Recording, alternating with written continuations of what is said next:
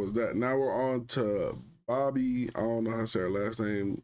Althoff's falls off has to be studied. Her fall off has to be studied with agent. So let's see. You know, so she was the lady that did all the interviews and kind of had like this, like,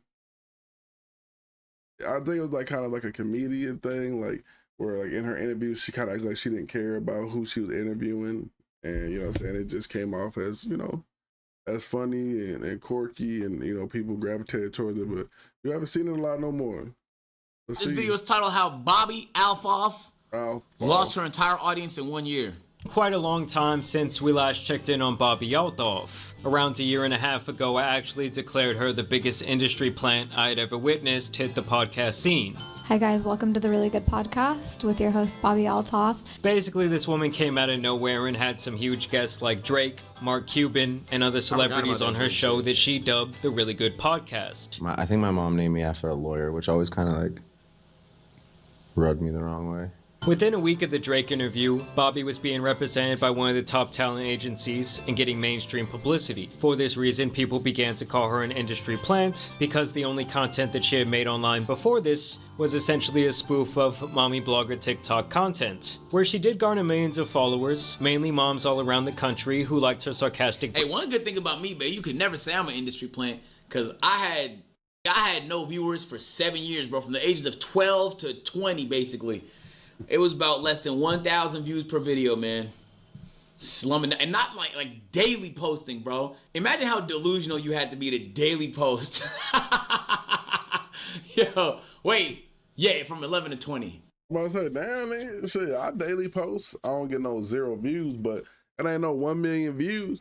You know what I'm saying? You try to get yourself out there, but I think from the time Agent did it to like now, it's different because like, what, he like 20 something, so like 10 years ago, you know what I'm saying, it's a little different. The internet's more explosive, there's more ways to get famous, stuff like that, so I think it's a little different, you know what I'm saying, than, you know, 2013, 2014, 2015, when, you know, YouTube was, what, 5 years old, and, you know what I'm saying, you know, have TikTok and, you know what I'm saying, Instagram, Facebook, just, you know what I'm saying, getting they blow up and stuff like that, so, you know what I'm saying, I think it's a little easier now to not have, you know, 0 views. You know, so you just gotta learn the algorithm.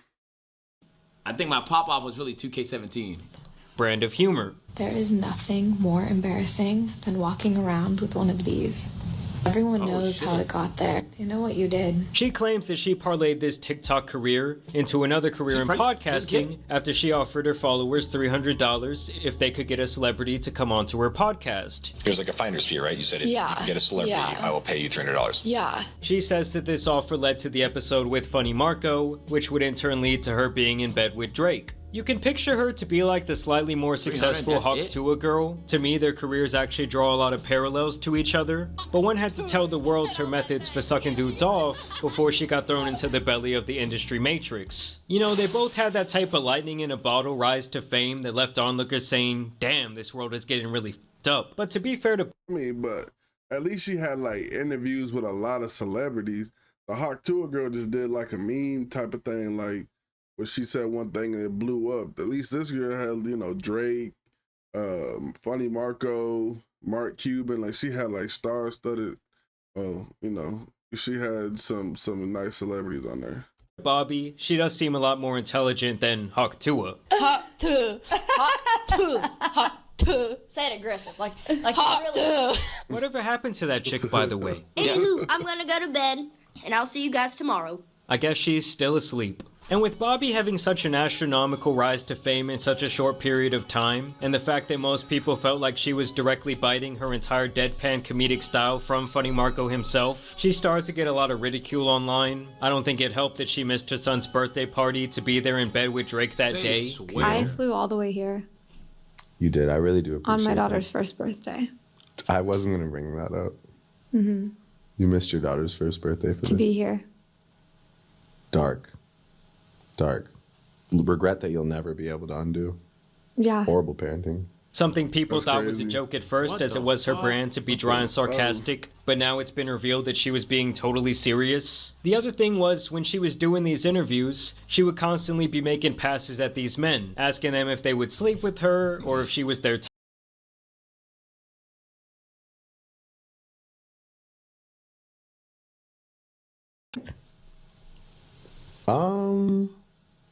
I'd do it.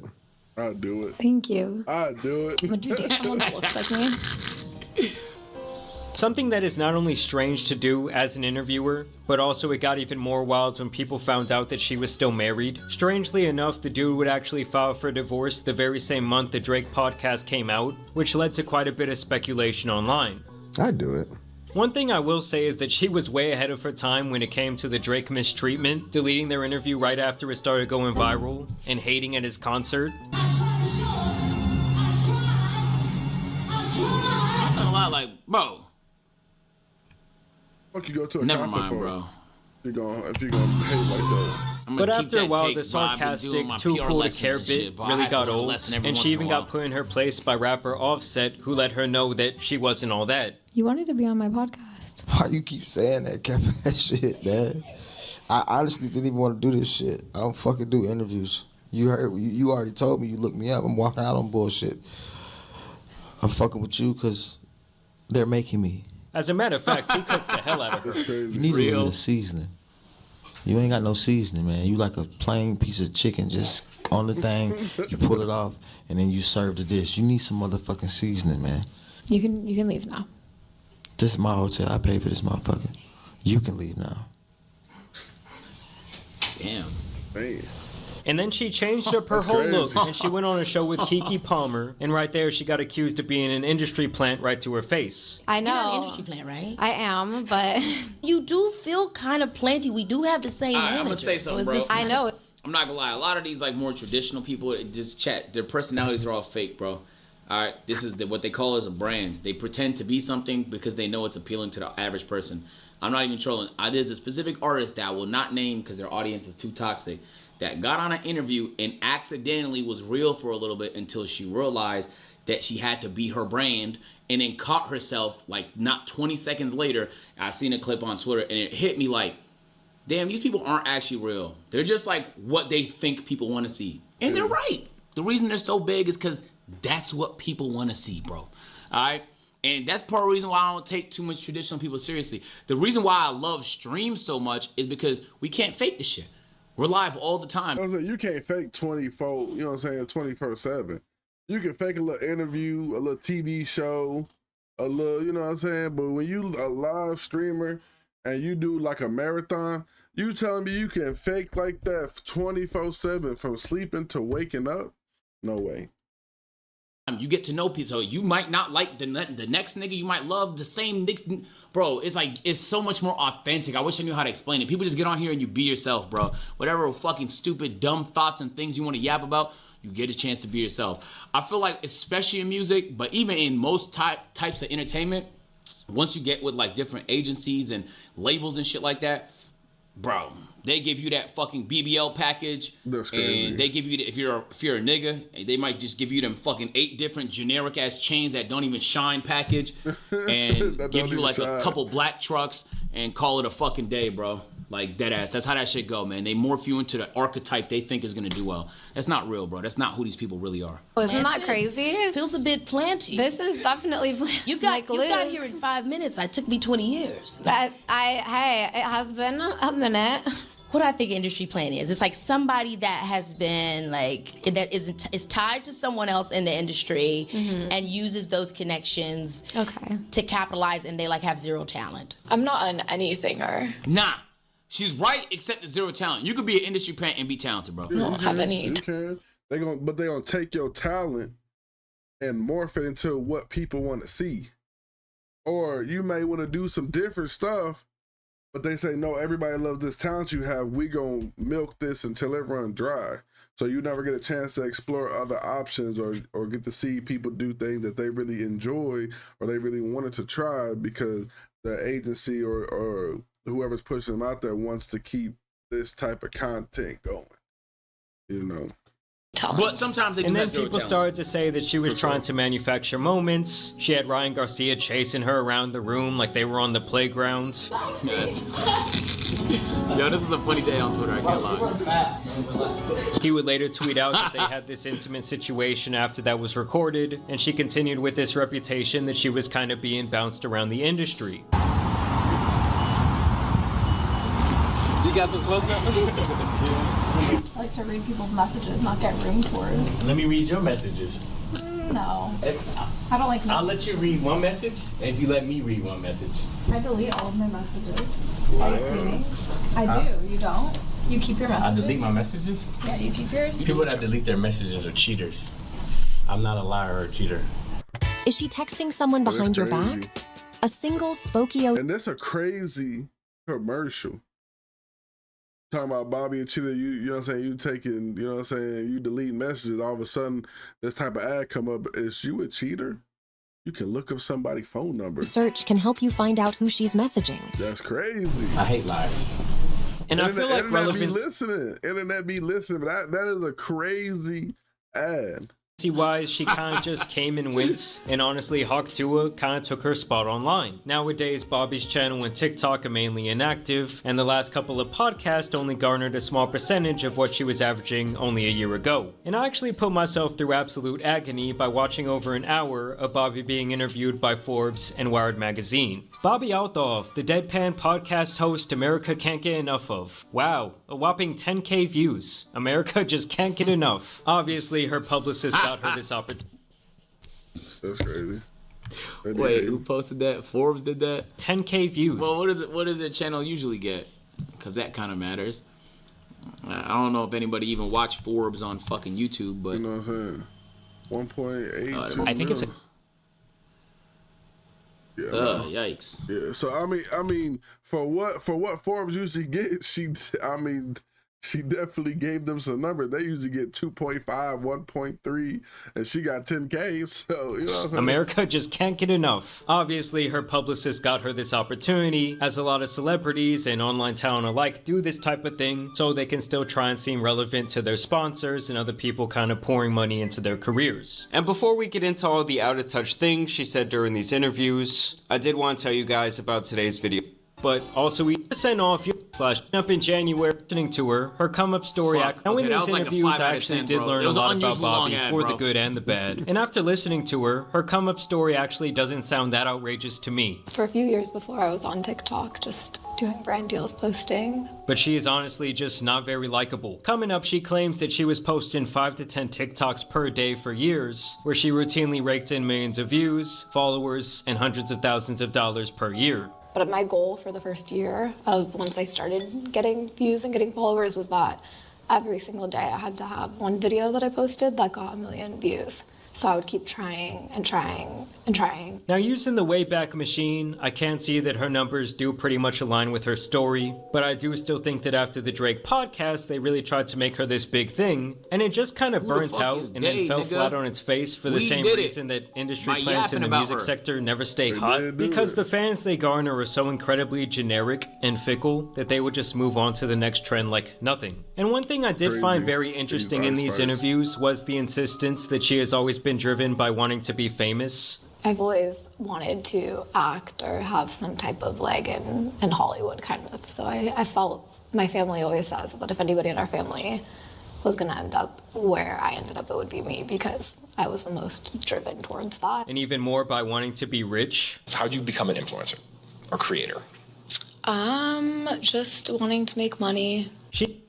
That's it boring. Like, she ain't even giving no like real, I'm saying, her PR people didn't tell her like, hey, you know, be more, you know, I guess that's her character, right? Like, to be, you know what I'm saying, you know, not really like enthusiastic and, you know, want to give like real answers. I want to make money. And that's it. It really wasn't nothing to it, you know what I'm saying? It's like, damn, like you didn't have a passion for it, or you say you wanted to act, so you was like, maybe you could have thrown in like, you know, I want to do this, so one day I can get into the acting world or get into the Hollywood scene. So I started using TikTok to gain views, you know, something Something. This content creator shit is washed, bro. This shit is washed. I agree with Jacksepticeye, bro. Well, not about that specific take. You know it's Jacksepticeye video I'm talking about. Bro, content creation is now entirely about making money, bro. For some people. And if you were there 10 years ago when niggas was doing it for the love of the game, it hit different. When niggas was doing YouTube for the love of the game, bro, when niggas was posting Vines for free, they didn't make no money, this shit fucking hit different, bro. You could tell some niggas did it for the clout, obviously. And around 2014, it started getting real cloudy. But getting real cloudy. Once they introduced that watch time change to YouTube in 2014, it started getting a little cloudy. But before that, bro, the worst it would get was a couple titty YouTubers in the video replies once you put 5 stars on your favorite Nigga Higa video, bro. That's as bad as that shit got. Dead ass, bro. It was beautiful back then. She even says that the only reason she did podcasting and TikTok in the first place was because she saw how much money other people made doing it and got motivated. Changed now. Mentally decided that she made like at least $300 a year on her podcast alone, and I was like, that's what I need to do next. Like, I need a podcast. And for someone who loves money. Yeah, okay, hold on, bro. And there's nothing really wrong with that. It just like, now it's noisy. You get what I'm saying? It's kind of like the city you live in now having way more traffic. Like, it ruins the overall quality of life. It's not the end of the world, but drive. Because people are gonna look at her and be like, oh, she did this. Didn't really have a passion for podcasts. Really didn't, you know what I'm saying? It seemed like she didn't really have the education to do it. But she seen somebody on a podcast say, hey, I made $300,000 a year doing it. I need to do that. That's what I need to do. So I can make some more money. I need to do that. Nah, go do something. There's a lot of things in the world you can do that you can make a lot of money on and you can have a passion to do. You know what I'm saying? Because when you're just doing it for the money, yeah, you may be having fun because the money's coming in, but you really don't care about the content that is being put out. And that's why it's easy for these people to make industry plans because like, okay, we'll throw you a bag, just do what we say. Okay. Because you really don't have a passion for it, so you don't really see, you know, this is not going nowhere, or this is gonna fall off. I don't want to be no one-hit wonder. What I do with Twitch, Kick, and all the other platforms is try to build a community of genuine fans that come and look for me or come and want to watch my videos, you know what I'm saying, off the content, off the conversation, not just because I said one thing funny. Like what that's just gonna die in a year or two. You know what I'm saying? So I don't know. So that's just me, you know what I'm saying? But she was just looking for the money. She got her bag, but now what's she gonna do? Having like commuting is like everything could. That's how I feel about content now, deadass, bro. Like, I still love it. Streaming is probably the most fun I've had in terms of content for me and what I'm doing. But it genuinely is so noisy with everybody just streaming because they see an opportunity in it, not because it's enjoyable to them. And all of them quit in like fucking 1 month. Realistically, bro. They don't make it past a month because they realize like shit's not all sunshine and rainbows. And you really gotta grind for this shit, bro. Yeah. Can't hire niggas to be on stream for you. Money straight up, man. And you ain't gonna just make money straight out the gate. You gotta do it for the love of streaming, the love of making content. You can't just hop on here and, you know what I'm saying, think, oh, I'm gonna get on here, I'm gonna say some funny shit, and people gonna like me, and I'm gonna get 1 million views. That's, you know what I'm saying. That's how a lot of people think. Like, all I gotta do is post this clip because that's what the media world, the social media world makes you think, because boom, all of a sudden somebody say something funny, boom, they blow up. They got, 3 million views on one video. But go look at where they at today. That person that got famous 2 years ago off one clip, see where they at. That career tanked. You know what I'm saying? But when you sit here and you grind for it, you see those people come up, then people stay relevant because they build a base.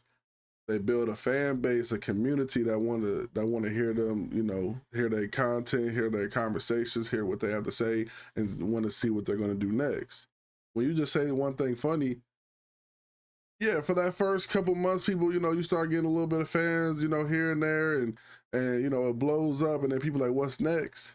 And if you can't capitalize on what's next, people are like, oh, we're gonna move on to the next person. That's the thing about content nowadays. There's so many people doing it. They're not gonna sit here and wait for you to make a comeback. They're gonna move on to the next content creator that they find interesting. So much she seems incredibly lazy about her job. Multiple times she brags about the fact that she goes into her podcast doing little to zero research on her guest that day. And what is your interviewing technique?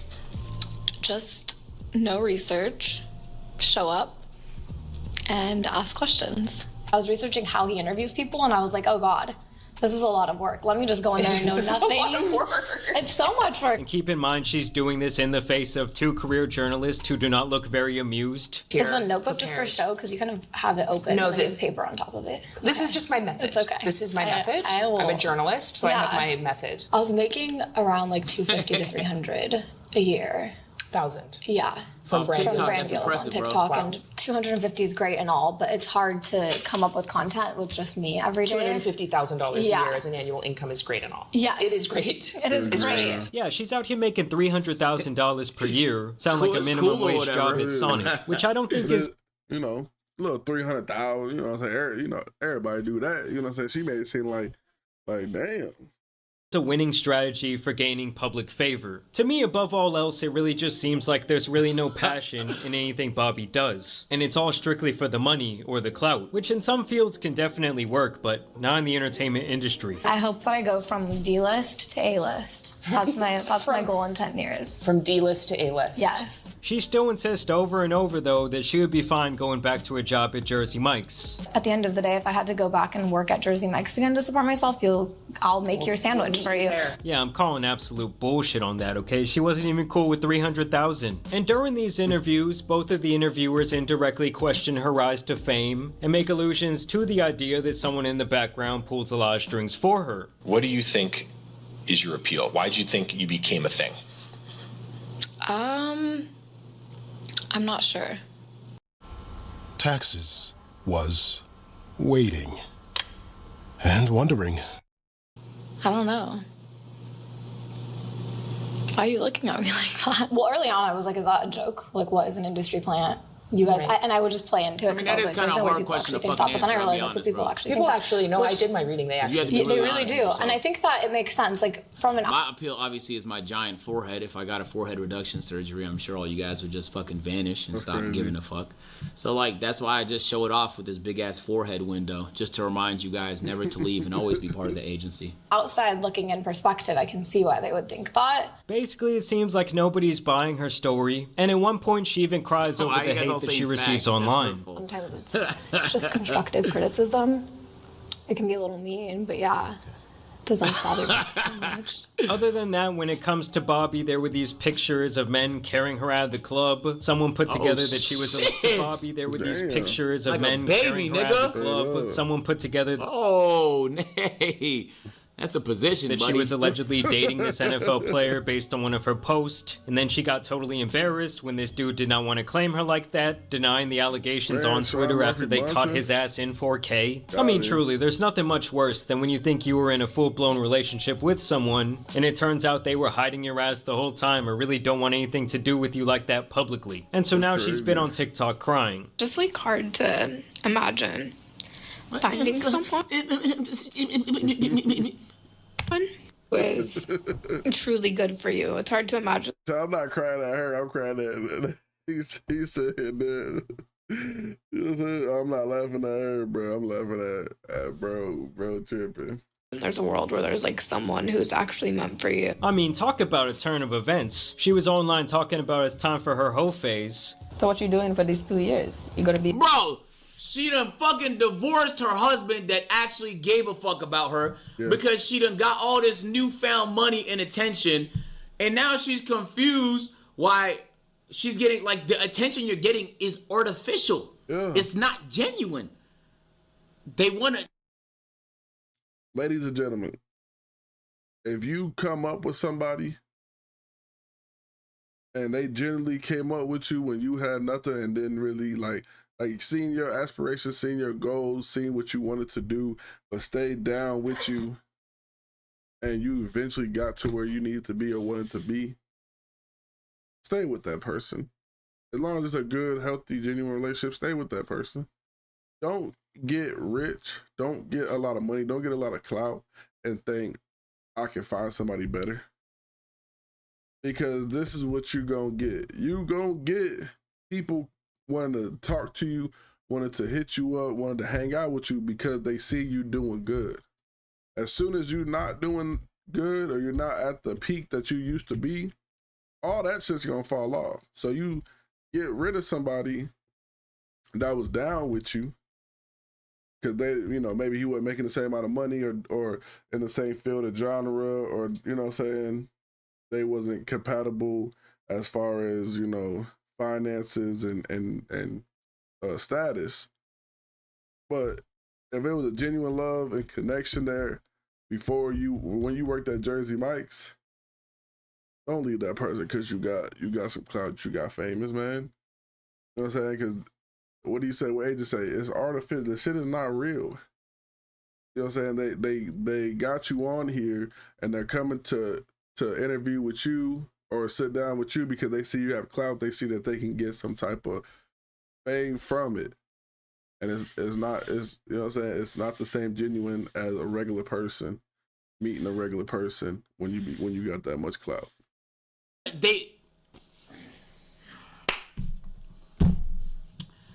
Like if you have money, if you have fame, if you have things that people value, but it's artificial. It's not you. It's not who you are. It's not your character. It's not your personality. That's now your appeal to a lot of people. So you got to sift through all the bullshit to find something genuine. That's just part of it. You threw away the genuine shit. He left her. You would leave her too if she was in bed with Drake. That's crazy. That's crazy. You would leave her too if she was in bed. I don't know if that's the exact reason why. Maybe some shit. We never know. It's not our relationship. But just know I don't give a fuck what podcast it is, nigga. If she's in bed with Drake, you're leaving her too, bro. Straight up. Why y'all had to do a podcast in bed? Sipping on the wine? You talking about, you supposed to be married. You talking about some, am I your type? And Drake talking about some, I'll do it. And once the cameras go off, I don't know what Drake did. Yo, Moody, thank you for the 5 gifted subs. I appreciate that, bro. W5 gifts. He left her because all the weird shit she was doing. That's the assumption. That's the assumption. Hey, Moody, thank you for the 5, my boy. W5. I have to do a hoe. Yeah.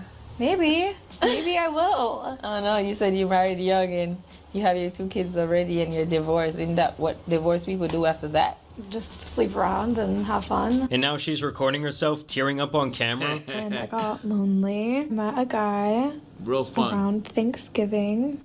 And I think things moved really fast. I don't know. I thought it was fucking fate. Clearly it wasn't. It was really sweet. It raised the bar for me, which sometimes sucks because then it's like, fuck. I didn't want the bar to be raised at all. Dating is just hard, you guys. Like, I'm here to tell you right now, we don't care. We don't care. I don't know. I always just think it's an interesting case study to see how quickly these individuals fall out of favor with the public. For her and the Hawk Tuah girl, it was like trying to live in a house with no foundation, like that bitch is up on stilts. All it really takes is a little adversity to knock that shit down. And listen, guys, I truly think Drake owes this chick a room in his compound. Like, if he had not laid up with her in bed and put her on the map, this all likely would have never happened. Maybe Kendrick wouldn't even have dissed his ass. Maybe he was at home on his laptop and this is what sent him over the edge. He knew at this moment that Drake was not like him. In all seriousness though, Bobbi seems alright, but as far as her maintaining a career online, I just don't really see the longevity. Yeah, I'm not gonna lie, people be on her ass on the internet because just her shtick, her like dry humor. I don't think it's the end of the world. But that's what got her famous though. That, you know what I'm saying? Like, it was like funny that like you go on these podcasts with these celebrities and you act like you don't even care.